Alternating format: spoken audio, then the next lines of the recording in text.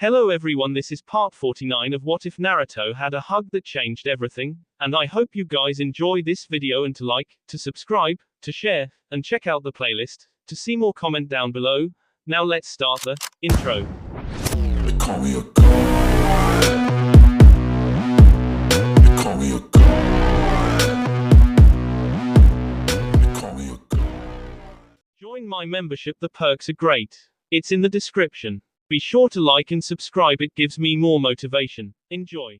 When he felt nothing come his way, Gigi grabbed his trusty cane beside him and staggered to his feet. He stared at the blonde woman curiously. What's this, now? No pummeling. No merciless beat down. Tsunade frowned deeply just before she held up the sealing relic given to her by Sasuke.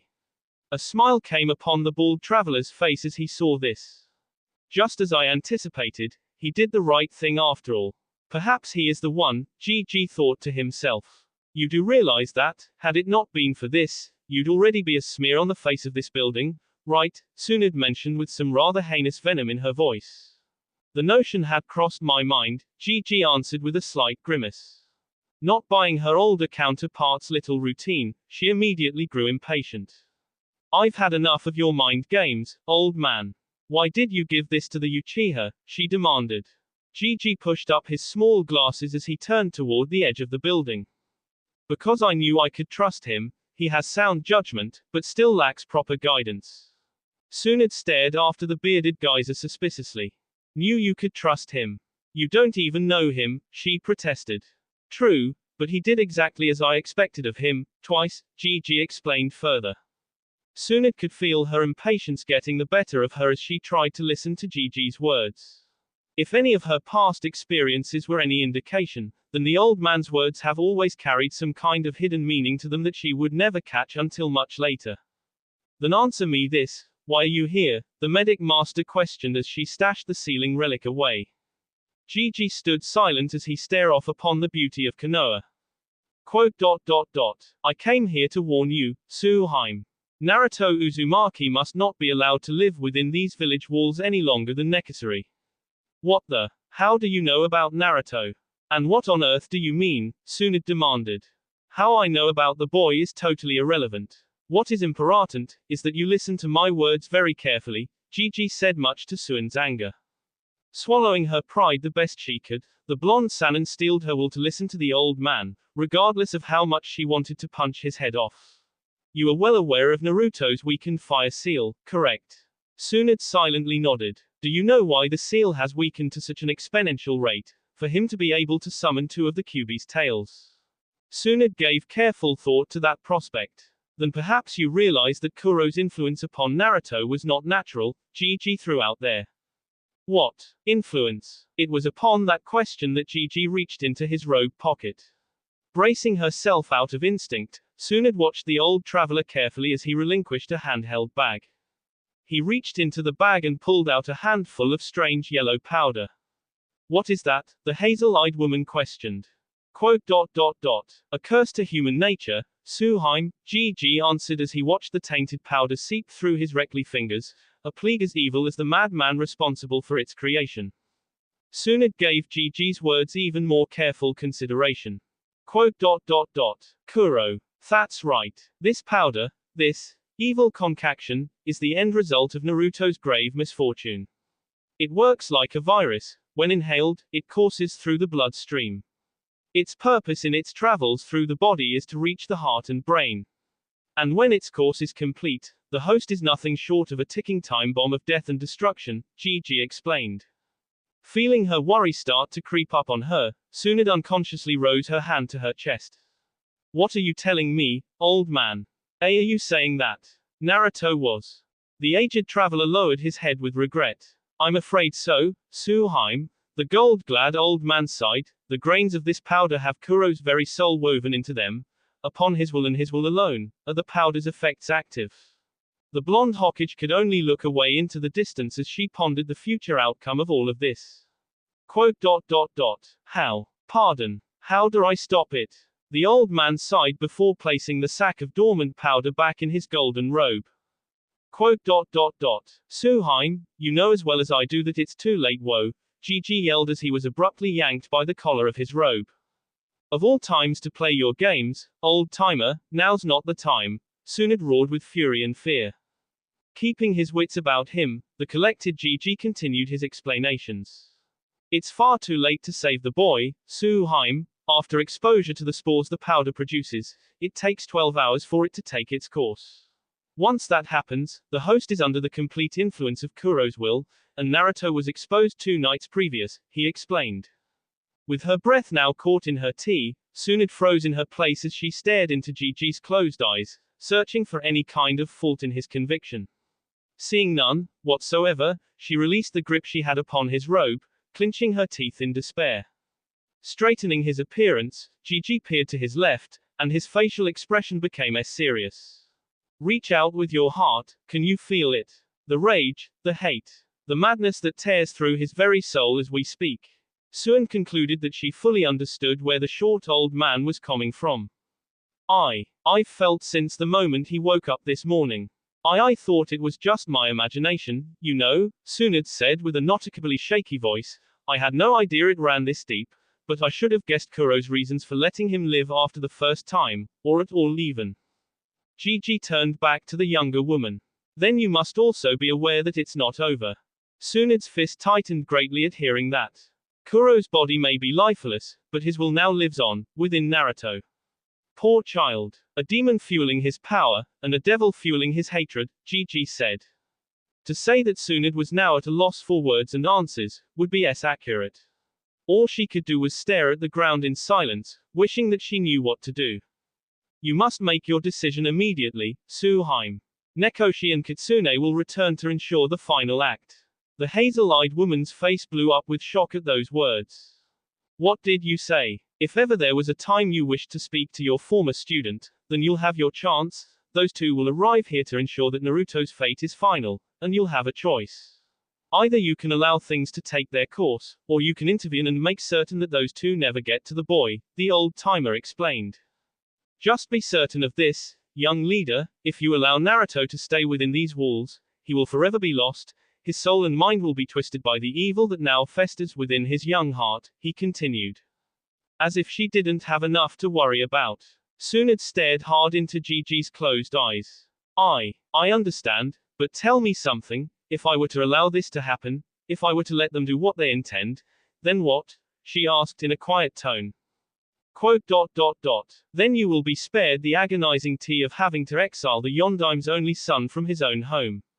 Once he learns of his inevitable fate, he will leave upon his own free will in the hopes that he will never lay harm to the ones he loves. He will go with Nekoshi and Kitsune, and that will be the end of it, Gigi answered. Tsunade's hair fell over her eyes, agonizing over the situation. She knew something was wrong.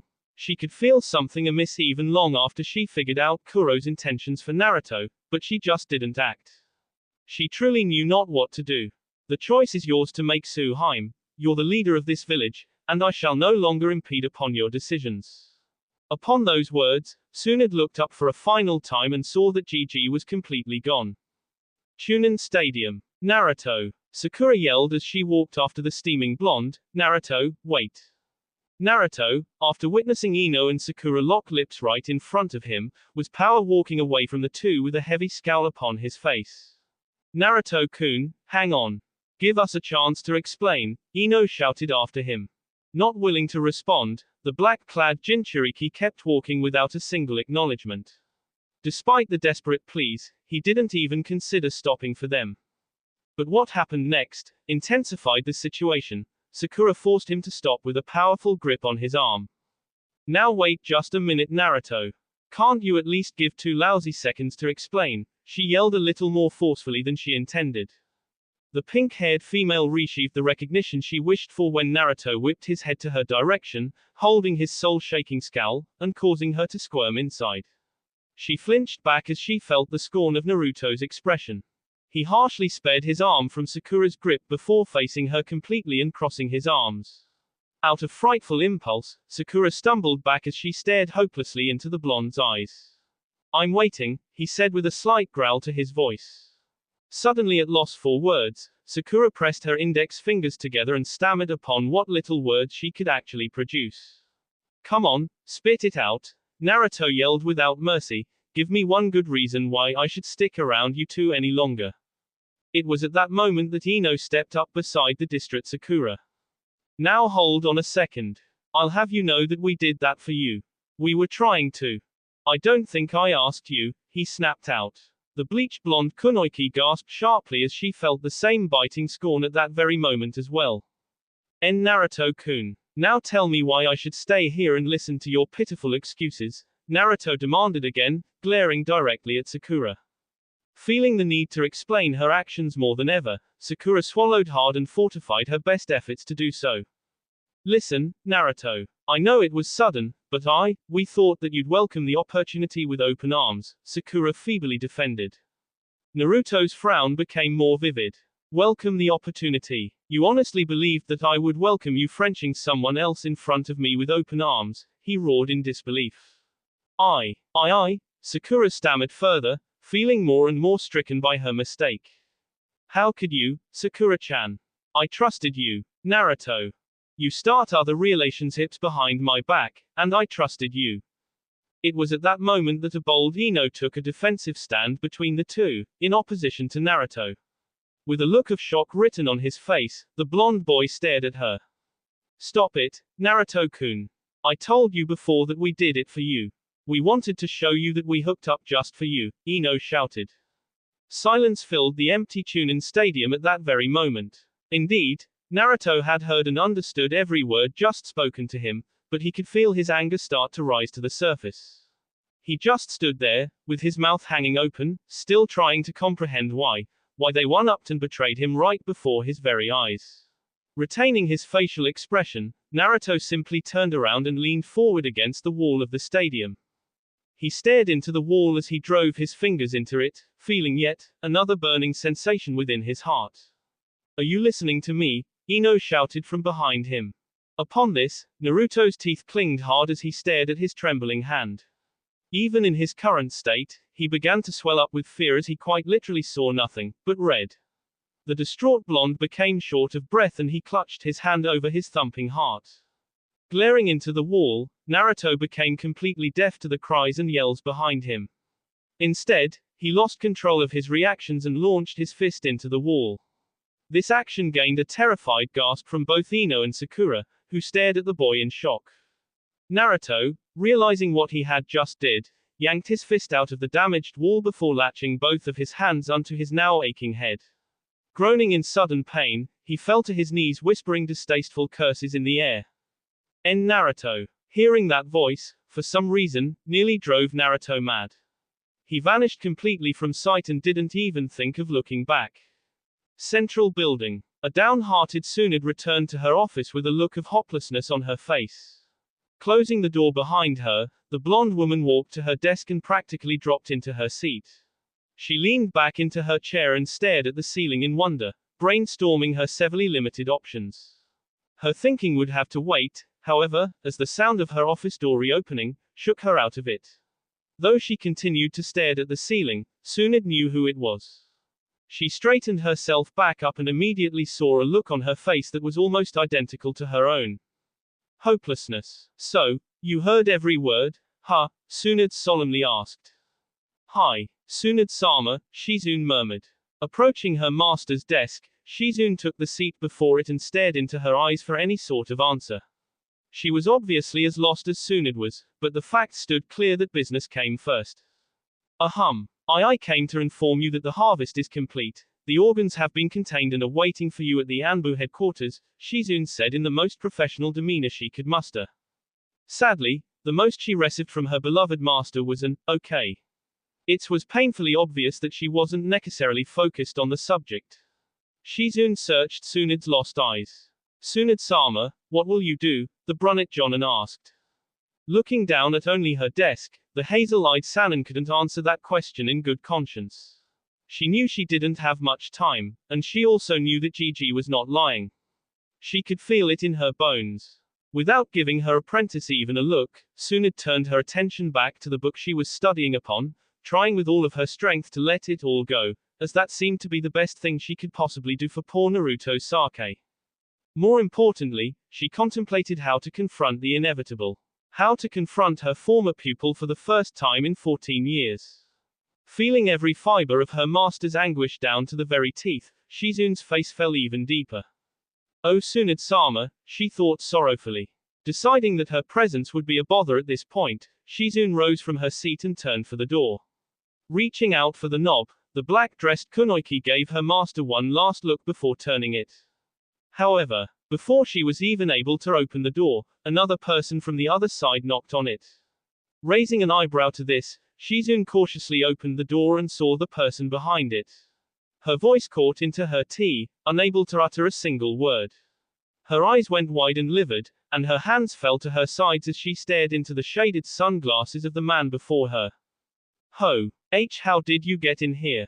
Well, infiltrating this village, sneaking through the busy streets without a peep and getting up here without getting ked is in a league all in its own right, let me tell you what. Luckily, I'm just that damn good, the man bragged. Hearing the voice from where she was, Tsunade looked up and saw a petrified Shizune at the office entryway. Who is that? She questioned. Her response was Shizune backing away as the new presence entered the office. As this person came into clear view, Tsunade froze up at the same instant. Gently shoving Shizune aside, the man fully showed himself to the godime. I've finally returned to you, my master. Why, you? Tsunade stammered as she stared at the man. You. That's it. That's all you have to say to me after 14 long years. You're one cold-hearted bee, you know that, he stated. Tsunade regained as much focus as she could muster as she prepared for a good old-fashioned interrogation. Nekoshi, wa? I didn't come here to fight, Shushu, I came here to talk, the white-haired veteran interrupted, but why don't you, Shizune and I go someplace a little more open? Upon those words, Nekoshi waved his hand through the air, residual chakra trailing from his fingers. In a single instant, Tsunade's office was completely morphed into a spectral array of cosmic anomalies, flying and speeding past them as though they were all traveling somewhere at speeds unimaginable. Tsunade observed the mind-boggling phenomena in complete awe, before stealing her focus upon the one responsible. Shizune fell on her bottom as she lost her balance staring into the wild display. Several seconds afterwards, everything stopped as instantaneously as it began, revealing a place, far from Konoha. Barren, bitter cold, frozen over. Welcome, to my little S of hell. Bordering walls of Konoha. The distinctive sound of heart-wrenching sobs echoed into the air from the railed walkways atop the protective walls. Sitting upon them, was a heartbroken and severely frightened Naruto, his legs hanging through the railing. The torturous images of Sakura kissing Ino in front of him constantly replayed in his head, and his heart ached every time. I don't understand. How could she do that to me? He questioned out loud. The sense of betrayal was bad enough, but what Naruto felt with that, is what scared him half to death. Bloodlust, malice, a desire for S. Those feelings resided in his heart and burned at his soul. All of those feelings were directed toward Ino and Sakura. The very prospect of those thoughts were almost enough to tear the blonde in two different directions. Naruto lowered his head and leered unto his hands, noticing that he was still seeing nothing but red. Feeling truly lost at that moment, all he felt he could do was cry. However, he immediately ceased his wails when he felt the presence of another. The strange thing about it, aside from the fact that he knew exactly who it was that he wasn't frightened by this presence. For a reason he could not comprehend, he welcomed it. Though focused on the person behind him, Naruto's tearful eyes peered into the wilderness before him. Naruto-chan, said the person behind him. What do you want from me? No. It's not about what we want, Naruto-chan, it's about what you want, and what we can give you. Standing behind the lost Naruto was none other than Kitsune, staring down at him with a heavy heart. All I want is to be left alone. Go away, the black-clad genin snapped. In an instantaneous reaction, the blue-haired female fell to her knees and latched her arms around Naruto, much to his unyielding shock. Speechless and wide-eyed, Naruto froze where he was, unable to utter anything. They've hurt you, Naruto-chan. I can feel your agony, your grief, Kitsune cooed. Naruto frowned out of impulse. What do you know of it, to be thrown aside for someone you trusted? To be betrayed knowing that you'd never do anything to hurt the one you love. What the hell do you know of anything? He roared. At this, The tanned Akatsuki warrior expressed her audacity and pulled Naruto as close as she could possibly muster. Gaining even further surprise from the woman's actions, Naruto could feel her BS pressed hard upon his back and could feel the intense warmth of her body against his. Ah, your soul is crying, burning for release. It can feel every fiber of your insanity, child, she huffed breathlessly. Kitsune sent her hands to Naruto's head, surfing her fingers through his shaggy, unkempt hair. Out of sheer reaction, the Jinchuriki closed his eyes. We wish to help you, Naruto-chan, we wish to free you from your torment, she huffed again. Kitsune's ministrations kept Naruto from saying anything at all, as he was only able to exhale many groans of relaxation. You seek answers to questions that have haunted you your whole life. These answers, you will never find in this place, Naruto-chan. You will never find peace until you release yourself from the ties that bind, Kitsune cooed. Naruto's eyes slightly cracked open as he heard this. I can't leave my home.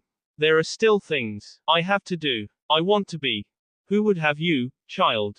Can you honestly accept living in a place that will only use and betray you? Can you truly accept your lover for what she did to you? The blonde Genon's eyes opened a bit more at that last bit. I can still feel your agony, Naruto-chan. All that was taken from you can never be replaced, your rights, your childhood, your love. Do you truly wish to love those who will never truly love you back? Do you truly want to live in a place where you're known only as a being of infamy? Growing more and more distraught, Naruto's tears fell again. No. Then what is it, Naruto-chan? What is it that you truly want out of it all? Submit unto me, your greatest desire, Kitsune demanded in a somewhat hissing tone. EDS's of vile darkness began to emanate from the blonde's head as the foul maiden caressed his skull. The young ninja was overwhelmed by a mysterious influence that Kitsune further intensified with her temptations. Freedom. Without realizing it, Naruto's eyes began to bleed profusely. The residual darkness around his person seeped into his cranial orifice. Then the time for waiting has at last ended. Without hesitation in the slightest, Kitsune relinquished a sharpened kunai knife, and jabbed it right into Naruto's stomach. Heaving at the sudden feeling of cold hard steel forced into him, Naruto was paralyzed to do anything about it. Thin trails of blood leaked down the corners of his mouth as he choked on his fluids. When your trials in this place have been endured, fox child, remember this name, Kitsune cooed before spinning the kunai up, through and out of his belly, Shumatsu no Tani. After that seemingly meaningless brutality, the brown-eyed female rose to her feet with the bloody Naruto in her arms, before tossing him off of the protective walls they were on. She turned around and stared down at the plummeting Naruto and his thick trail of blood. That's where you will find us, Naruto-chan. Meanwhile, at the frozen wasteland, Nekoshi stared into the eyes of his former master without moving an inch, soon returning the stare. On the sidelines was Shizune, who had to keep focused in order to keep from crumbling at the pressure building up between the two. So, you said you wanted to talk, Nekoshi. Well, here I am, Tsunade said tenaciously. Yes, I did say that, didn't I? Nekoshi said with a complete drop to his smile. I'll cut right to the chase. I understand that you and Naruto have gotten rather close during the short time you've spent together, is that right? Tsunade didn't answer. Let me be the first to tell you how bad that is. I'm here, Shushu, to ensure that you do not interfere with his liberation, Nekoshi stated. The blonde Sannin frowned deeply at hearing this. I see, and what if I was to interfere? What happens then? She questioned at a challenging pitch. At first, Nekoshi was silent as death, but then he smiled a smile that Shizune knew all too well. In the fraction of an instant Nekoshi was standing before his former master with his circular cycles around her and Shizune crouching beside him with 3 sanbon placed to his side. HM. Well, isn't this nostalgic? The white-haired man sighed. You didn't even flinch.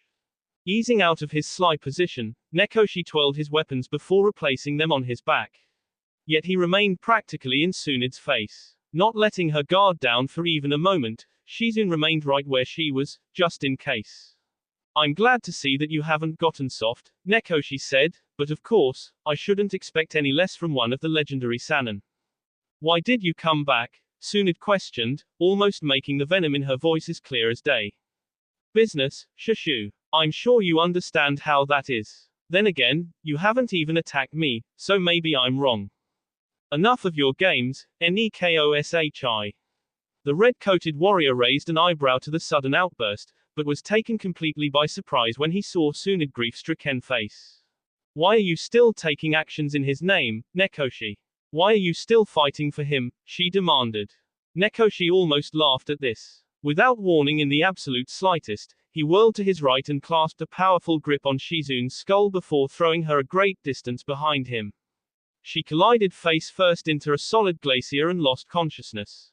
Tsunade gasped at this and clenched her fist tightly. Is that what you're getting so worked up about? I guess talking about Naruto is out of the question at this point, eh?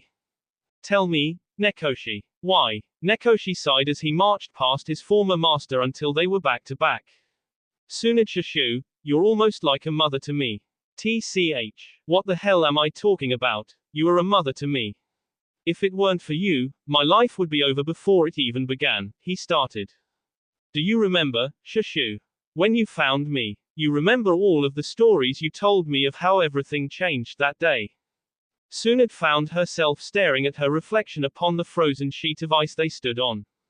You raised me. You taught me so much, Shushu. You trained me until my bones snapped. You drove me to break myself and become stronger every time. You told me that I was destined for greatness among the heroes of the Leaf Village. Tsunade's eyes darkened behind her hair. But it wasn't enough. There was one gap in my soul that was neglected, and no matter how hard I tried, no matter how hard I searched, I could not figure out what it was. I used your willingness to construct me into a true ninja, to nurture the emptiness that simply wouldn't leave me.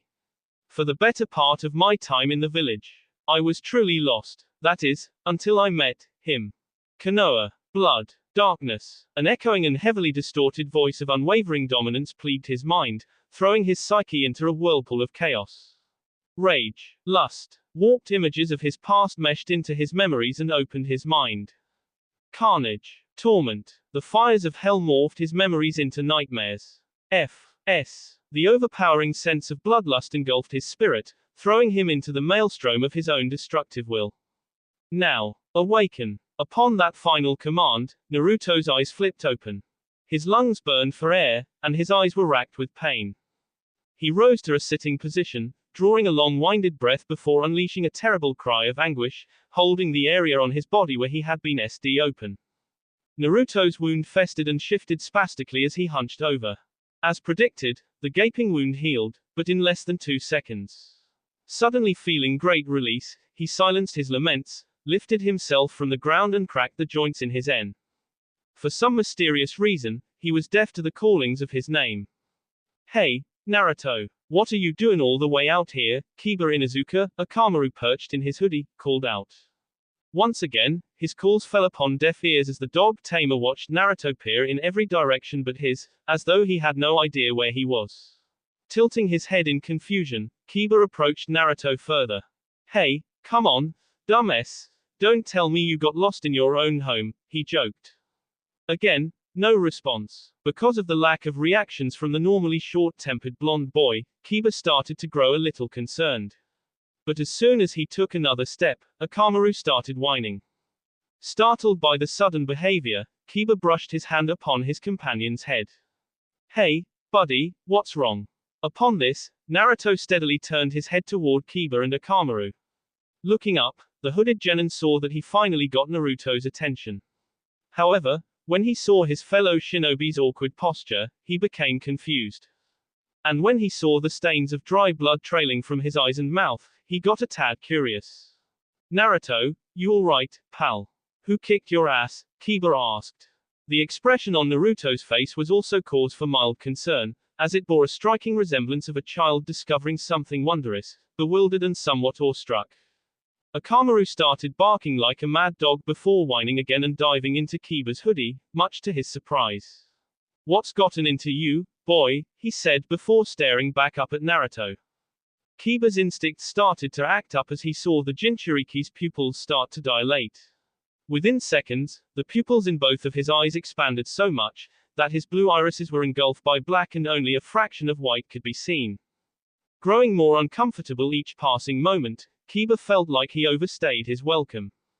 Well, Alright then, I guess I'll be getting out of your hair now, he nervously suggested. Do not move. Kiba raised an eyebrow at this, but before he could say anything about it, Naruto lunged at him with a furious roar. Unable to react in time to avoid it, Kiba was taken to the ground with Naruto on top of him. The crazed blonde held his head to the pavement with his hand pushed against his teeth. Struggling to free himself, the frantic dog tamer squirmed and writhed against Naruto's oppression. As he stared into his attacker's blackened eyes, he saw him lift a clawed hand overhead. Naruto. As he was about to strike his victim down, Naruto was suddenly disturbed by a Kamaru, who launched out of his master's hoodie and clamped onto his attacker's face with his teeth. Grunting in pain, Naruto released Kiba from under him and grasped the dog mauling his face, giving the now alerted Inuzuka the time to escape. Spinning a Kamaru from his face, Naruto threw him away and returned his focus on the startled Kiba, who was just able to get to his feet. Naruto, what the hell are you doing? He yelled. The only response he received was an overwhelming wave of mouse intent that made him shiver tremendously. Kiba stared into Naruto's eyes and realized that his old friend simply wasn't there. What was even more bizarre was the fact that he was absolutely terrified. Even Akamaru, who stood his ground on Naruto's flank, had his tail between his legs as he growled at him. Drool oozed down Naruto's chin as he leered at the frightened dog tamer. He slowly marched toward Kiba without taking his eyes off of him, viscerally growling with malicious desire.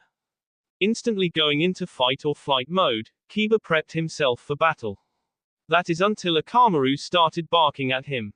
When Kiba caught wind of what his companion said to him, his eyes widened. What are you telling me that?